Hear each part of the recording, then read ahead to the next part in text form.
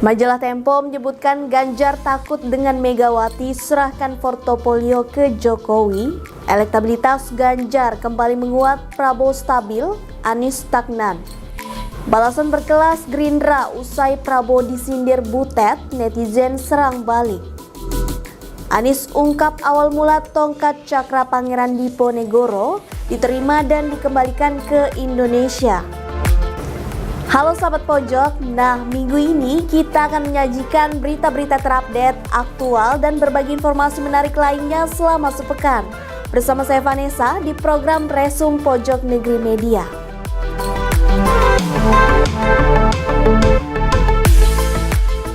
Kita awali berita kali ini dari sumber majalah Tempo yang menyebutkan Ganjar takut dengan Megawati, serahkan portofolio ke Jokowi.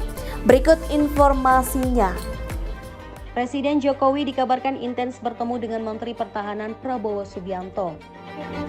Teranyar dan terpublikasi ke publik adalah momen keduanya makan siang bersama beberapa waktu lalu di Istana Negara. Redaktur majalah Tempo, Raimundus Rikang menyebut kedua tokoh intens bertemu secara empat mata, namun tak banyak diketahui publik.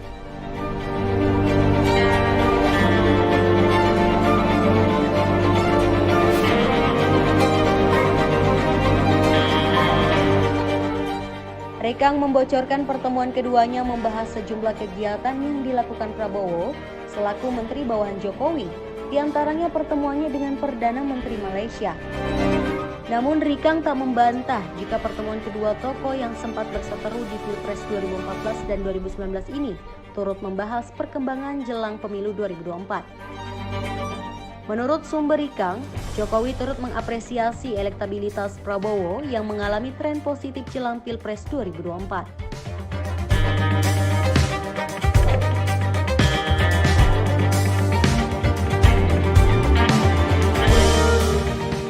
Informasi berikutnya muncul dari Hussein Abri yang juga wartawan majalah Tempo. Hussein bahkan menyebut jika informasi yang diterima Tempo, Jokowi telah meminta portofolio kabinet ke Prabowo. Prabowo itu udah diminta portofolio kabinet. Wah, ya, pemilu belum, daftar menteri sudah diminta. Wah, gue dengar seperti itu ya. Visioner sekali presiden kita ini. Karena kan memang ingin ingin mengawal kelanjutan pembangunan. Mungkin dia ingin memastikan ini menterinya tepat apa enggak nih ya. Kayak gitu. Mungkin dia ingin melanjutkan pendidikan, SDM dan lain-lain dan pembangunan kan. Makanya dia butuh firm siapa orang-orang yang cocok di posisi-posisi menteri. Cocok berarti yang disebut sebagai cawe-cawe itu. Cawe-cawe ini. Iya. Saya akan cawe-cawe untuk urusan. Ini jangan-jangan yang ini nih cawe-cawe. Mungkin ini. aja. Iya. Tapi Prabowo kabarnya akan mengamini permintaan itu dan akan segera menyerahkan nama-nama tersebut. Begitupun dengan calon lain yang didukung oleh Jokowi. Nah, yang gue dengar juga Ganjar dimintai portofolio, bener gak tuh? Bener ya. Tapi kagak berani katanya. masih nunggu masih bosnya. nunggu. Ya, itu yang gue dengar karena kan lagi-lagi nyambung sama perjanjian politik ya antara kontrak politik itu ya. Kontrak politik antara Ganjar dengan Megawati kan, Yang batu tulis itu ya. Batu tulis yang cawapres urusan PDIP dan Iya. Megawati. Portofolio kabinet nanti Megawati juga, koalisi Megawati dan nggak boleh ikut campur urusan internal PDIP gitu itu ya.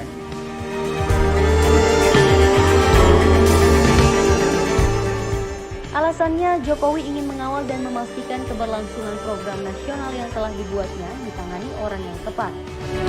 Kabarnya Prabowo menyanggupi dan akan menyampaikan ke Jokowi dalam waktu dekat. Nih, gue ada info ya. Kenapa belakangan kalau lu muter-muter Jakarta tuh banyak banget baliho billboardnya Prabowo dengan Jokowi. Trennya Prabowo turun. Kenapa ya sih turun ya? Turun karena waktu itu dinilai ada faktor bahwa yang menjadi penerus Jokowi itu harus dekat dengan Jokowi. Makanya Ganjar ya. Satu Ganjar. Itu ya. Makanya waktu itu Prabowo dipanggil lah sama Jokowi dan beberapa kali itu datang di acara Jokowi segala macam. Itu yang gue dengar bahkan sampai ada pertemuan lah di daerah Tangerang tuh kan. Survei itu ya untuk menjelaskan. Akhirnya makanya sebanyak kegiatan-kegiatannya Jokowi itu ditempel sama Prabowo.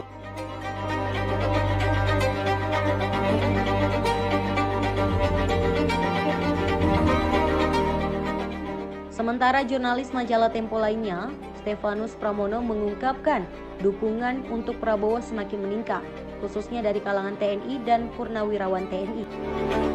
Bahkan, Stefanus menyebut jika Luhut Binsar Panjaitan yang notabene seorang purnawirawan TNI dan orang kepercayaan Jokowi turut memberikan dukungannya untuk Prabowo Subianto.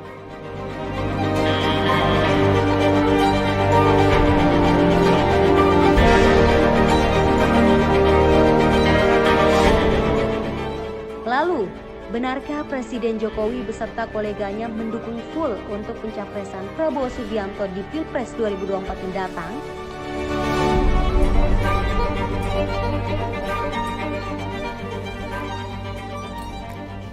Di berita kedua ini, kita masih membahas isu politik jelang Pilpres 2024 mendatang, di mana elektabilitas Ganjar kembali menguat, Prabowo stabil, Anies stagnan.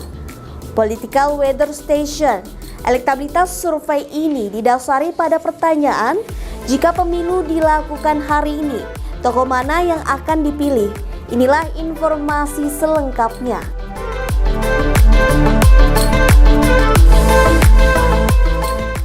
Tiga lembaga survei mengeluarkan hasil terbarunya terkait dengan elektabilitas bakal calon presiden di Pilpres 2024. Sejauh ini, Prabowo Subianto, Ganjar Pranowo, dan Anies Baswedan masih berada di posisi 3 besar hasil survei. Ketiganya tak terkejar oleh kandidat lainnya. Berikut Pojok Negeri sajikan 3 hasil survei terbaru bakal calon presiden pada Pilpres 2024. Political Weather Station atau PWS. Prabowo Subianto berada di posisi teratas, kemudian disusul Ganjar Pranowo dan Anies Baswedan. Jejak pendapat PWS ini dilakukan dalam periode 10 sampai 18 Juni 2023 dengan total 1.200 responden yang terbagi di 34 provinsi RI. Elektabilitas survei ini didasari pada pertanyaan, jika pemilu dilakukan hari ini, tokoh mana yang akan dipilih? PWS memberikan simulasi 10 nama dan 3 nama. Dari kedua simulasi itu, Prabowo berada di posisi teratas yang kemudian disusul Ganjar dan Anies.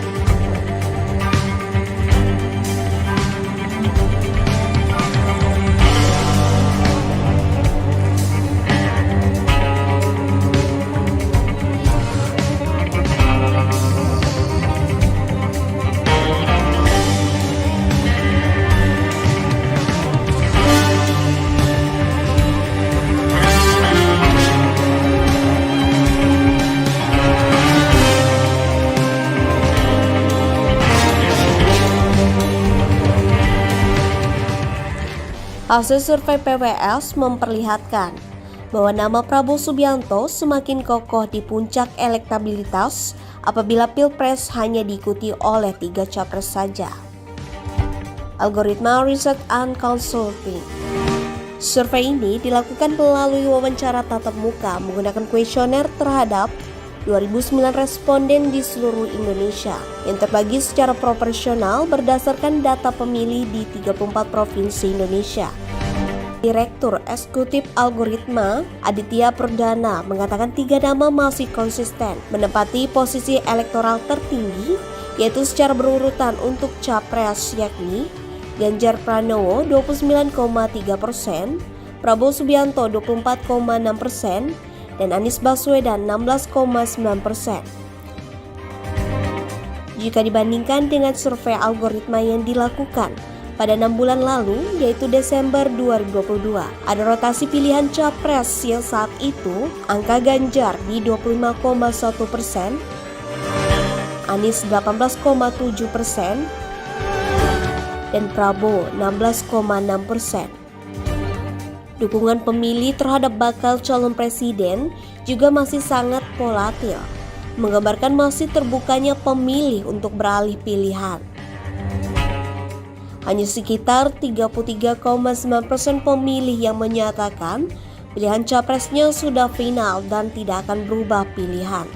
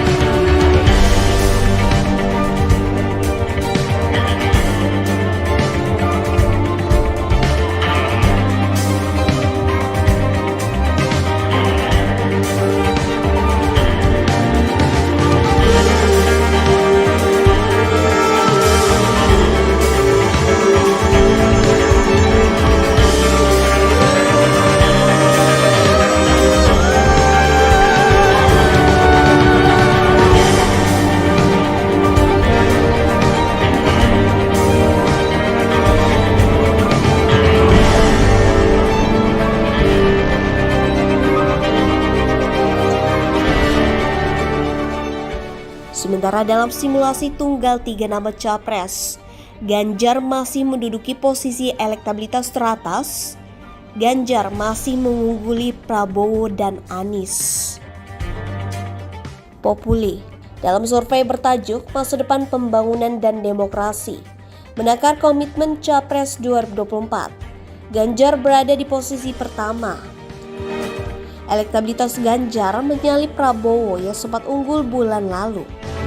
Dalam simulasi 3 tokoh calon presiden dari Ganjar, Prabowo, Anies, yang paling tinggi Ganjar dengan 35,8%, Prabowo 33,4%, dan Anies 23,2%. Sedangkan yang belum memutuskan 7,3% dan yang menolak menjawab 0,3%. Pada survei yang dirilis akhir Mei 2023 lalu, Prabowo unggul dengan elektabilitas 35,8%. Sementara itu, Anies di posisi ketiga dengan 21,5%. Berdasarkan survei pemilih partai, suara Ganjar mayoritas berasal dari simpatisan PDIP 77,6% dan PKB 42,4%. Adapun simpatisan Partai Gerindra 78,2%, Golkar 47,1%, P3 32,4%, dan PAN 40,4% memilih Prabowo Subianto. Selanjutnya, pemilih Nasdem 51,4%, PKS 63,4%, dan Demokrat 46,2% lebih memilih Anies. Populi juga membuat skema top of mind atau pertanyaan terbuka. Dalam pertanyaan ini, 21,9% responden memilih Ganjar sebagai presiden jika Pilpres digelar saat ini. Ikuti Prabowo 19,3% dan Anies Baswedan 14,4%.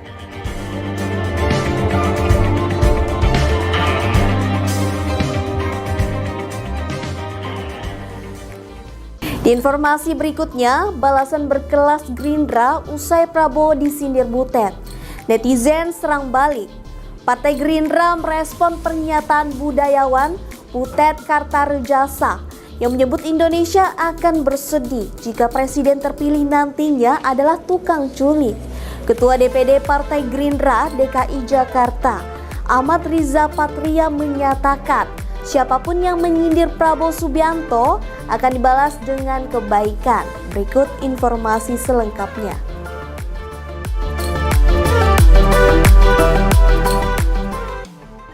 es ikan dengan sambal terong semakin nikmat, tambah daging empal. Orangnya diteropong KPK karena nyolong. Lah kok kowar-kowar mau dijegal. Itulah tadi cuplikan pantun Butet. Namun, pantun yang dibacakan budayawan Butet Kartarejalsa menuai pro dan kontra. Puisi itu menuai kontroversi, terutama kecaman dari kubu Partai Gerindra dan dari kubu Koalisi Perubahan untuk Persatuan. Partai Gerindra merespons pernyataan budayawan Butet Kartarejalsa yang menyebut Indonesia akan sedih jika presiden terpilih nantinya adalah tukang culik. Walaupun Butet tidak menjelaskan secara spesifik siapa sosok calon presiden hobi menculik yang dia maksud dalam pantunnya tersebut. Tapi, Ketua DPD Partai Gerindra DKI Jakarta Ahmad Riza Patria menyatakan siapapun yang menyindir Prabowo Subianto akan dibalas dengan kebaikan. Riza mengklaim hal itu berlaku bagi seluruh kader dan simpatisan Gerindra. Mereka diminta untuk tak membalas sentilan baik dari Butet atau siapapun.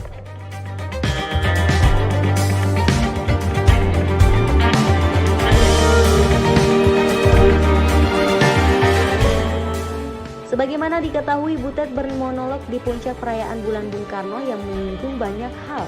Salah satunya Indonesia akan bersedih jika presiden terpilih adalah tukang culik. Selain itu, Butet juga membahas orang pandir yang diawali dengan pantun.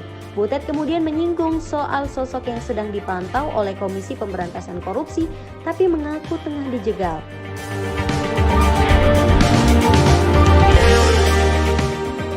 Sementara Pak Prabowo sendiri akhirnya dekat dengan orang-orang yang dituduhkan Pak Prabowo yang menculik. Orang seperti Pius, orang seperti Andi Arief, orang seperti Desmond Mahesa dan sebagainya itu justru menjadi sangat dekat kepada beliau karena mereka tahu akhirnya siapa ini kelakuan siapa sebenarnya, siapa dalang sebenarnya. Dalangnya tidak lain dan tidak bukan adalah para penjilat kepada kekuasaan. Kalau mau dilihat yang paling bertanggung jawab tentu yang paling atas, ya. Ini sudah ada mekanisme-mekanisme yang diatur oleh ketentuan termasuk di dalam ketentuan militer juga. Nah, tapi kita stick kepada masalahnya adalah ada satu surat dan surat ini dikeluarkan secara resmi oleh pemerintah yang menunjukkan bahwa Prabowo tidak bersalah, sehingga alasan untuk memberhentikan itu sama sekali tidak tepat. Ini untuk meluruskan sejarah. Butet bukanlah sosok yang asing di mata publik. Butet Kartarejalsa atau yang memiliki nama lengkap Bambang Ekoloyo Butet Kartarejalsa adalah seorang budayawan asal Jogja kelahiran 21 November 1961. Nama Butet dikenal juga sebagai aktor yang malang melintang di berbagai panggung teater, terutama teater monolog. Namun Butet mulai dikenal usai menirukan suara Presiden Soeharto. Atas kepiawaiannya tersebut, Butet menjadi salah satu ikon panggung seni teater. Butet juga pernah tampil bersama Slamet Raharjo dalam program komedi satir Republik Sentilan Sentilun yang kala itu tayang di Metro TV. Ia juga sempat tergabung di Teater Kita-Kita tahun 1977, Teater SSRI 1978 hingga 1981, Sanggar Bambu 1978 hingga 1981, Teater Dinasti 1982 hingga 1985, Teater Gandrik 1985 hingga sekarang, Komunitas Pak Kanjeng 1993 hingga 1994, Teater Paku 1994, Komunitas Seni Kua Etnika 1995 hingga sekarang. Butet juga baru menggelar pertunjukan teater bertajuk Julini Tak Pernah Maltih di Teater Besar Taman Ismail Marzuki pada 16 hingga 17 Juni 2023 lalu. Redaktur Pelaksana CNN Indonesia, Suryanto, memberikan pandangannya mengenai puisi Butet. Ia menilai, publik pasti mengarahkan sindiran Butet itu tidak jauh-jauh ke bakal calon presiden yang lain. Prabowo selama ini identik dengan aksi culik-menculik pada masa akhir rezim Orde Baru. Lalu banjir di Jakarta tentu diarahkan ke Anies Baswedan.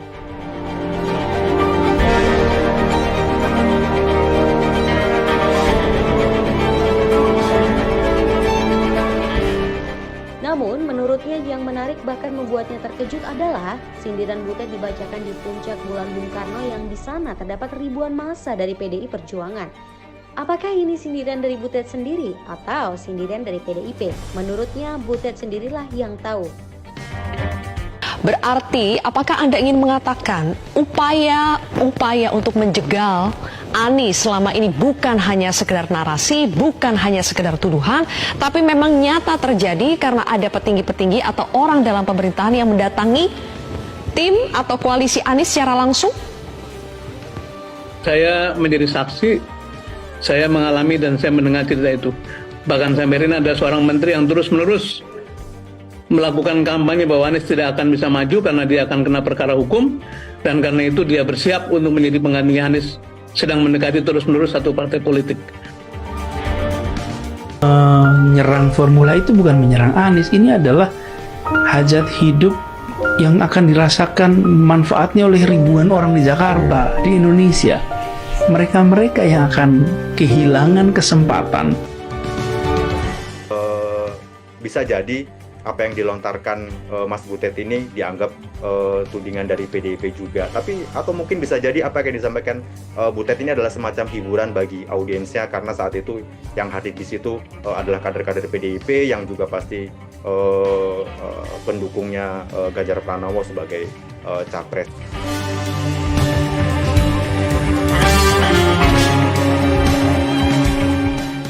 Baik, bismillahirrahmanirrahim. Ikan goreng sambal dabu-dabu semakin nikmat karena disuapin. Emang susah seniman mental babu, calon penggemar bokep malah dijilatin. Ini kok Pak Ganjar nonton film porno? Kalau saya nonton film porno itu salah saya di mana? Nggak salah saya di mana kalau saya nonton gambar porno, film porno? Saya suka kok. Jagoan Mukidi, rambutnya yang dibanggain, hobinya lari-lari sambil divideoin.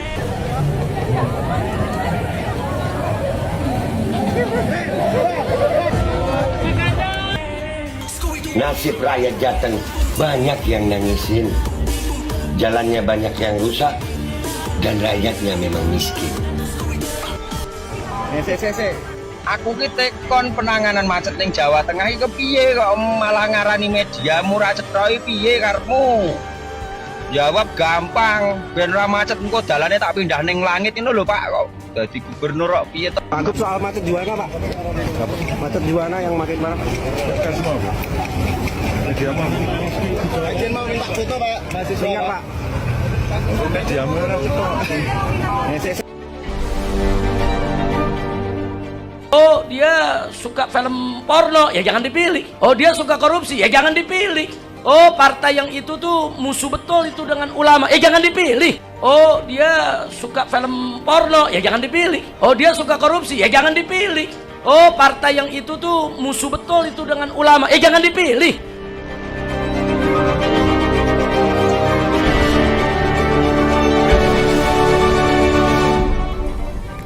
Di berita penutup minggu ini, kisah mengenai tongkat cakra Pangeran Diponegoro kini kembali ramai diperbincangkan. Di mana Anies ungkap awal mula tongkat cakra Pangeran Diponegoro diterima dan dikembalikan ke Indonesia. Hal ini yang dituding jadi penyebab retaknya hubungan Presiden Joko Widodo dengan Anies Baswedan. Berikut informasi selengkapnya.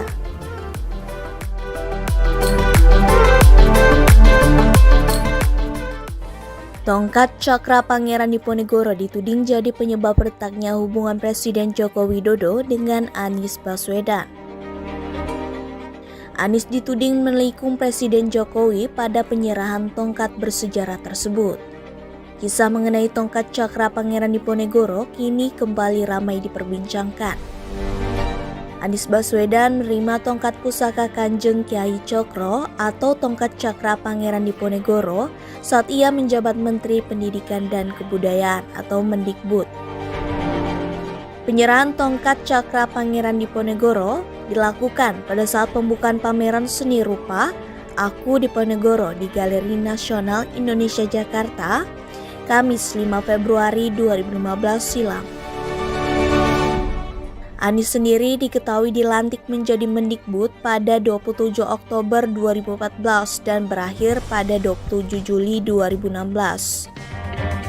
Anies menjelaskan penyerahan tongkat Cakra Pangeran Diponegoro berawal saat dirinya menerima kedatangan kedutaan Belanda dan menyampaikan bahwa tongkat Cakra Pangeran Diponegoro akan dikembalikan kepada Indonesia.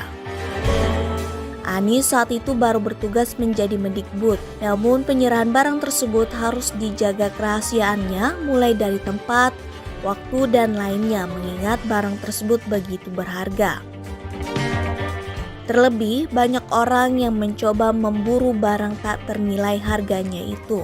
Setelah menerima perwakilan kedutaan Belanda, Anies pun kemudian melaporkannya kepada Presiden Jokowi. Anies saat itu melaporkan kepada Presiden Jokowi akan pengembalian tongkat Cakra Pangeran Diponegoro. Kemudian barulah diatur proses penyerahan hingga akhirnya penyerahan dilakukan dalam acara pameran seni rupa Aku Diponegoro di Galeri Nasional Indonesia Jakarta, Kamis 5 Februari 2015 silam.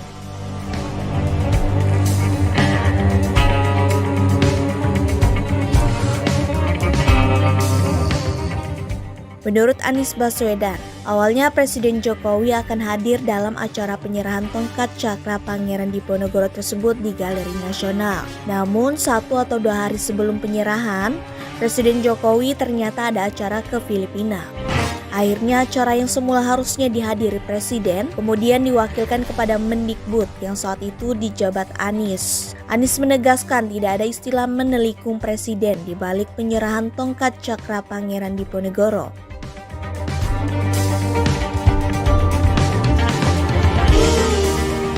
Sementara itu, ahli sejarah Diponegoro asal Inggris, Peter Carey, pada acara pameran seni rupa Aku Diponegoro di Galeri Nasional Indonesia Jakarta, Kamis 5 Februari 2015 silam mengungkap bila penyerahan tongkat Pangeran Diponegoro tersebut memang dirahasiakan. Menurut Peter Carey, tongkat tersebut diperoleh Pangeran Diponegoro dari warga pada sekitar tahun 1815. Tongkat itu lantas digunakan semasa menjalani ziarah di daerah Jawa Selatan, terutama di Yogyakarta.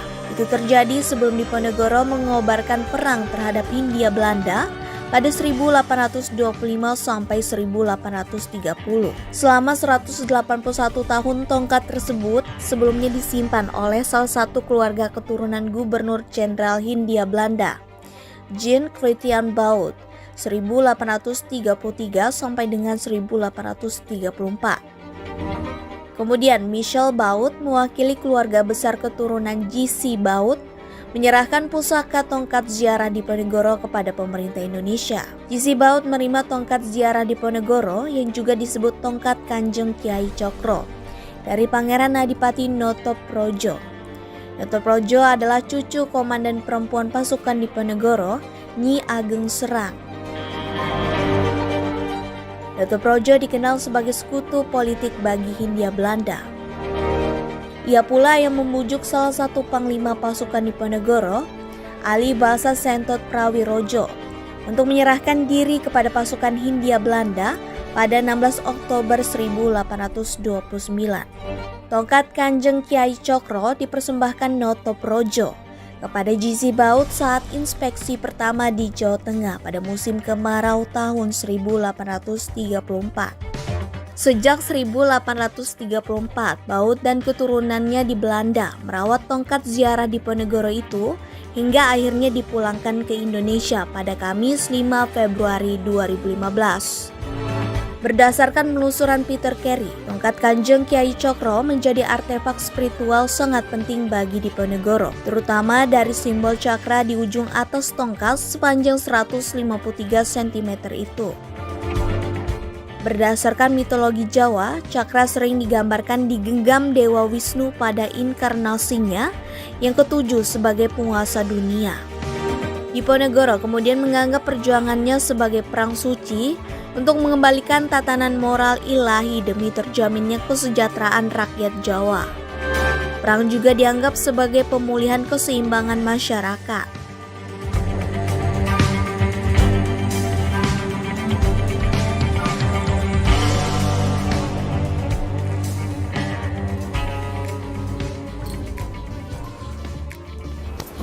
Itu tadi berita terhangat selama sepekan ini. Nantikan berita lainnya di web kami di pojoknegrimedia.com dan di channel YouTube Pojok Negeri Media. Jangan lupa untuk komen, like, dan subscribe channel kami. Kami undur diri, sampai jumpa di Resum pekan depan.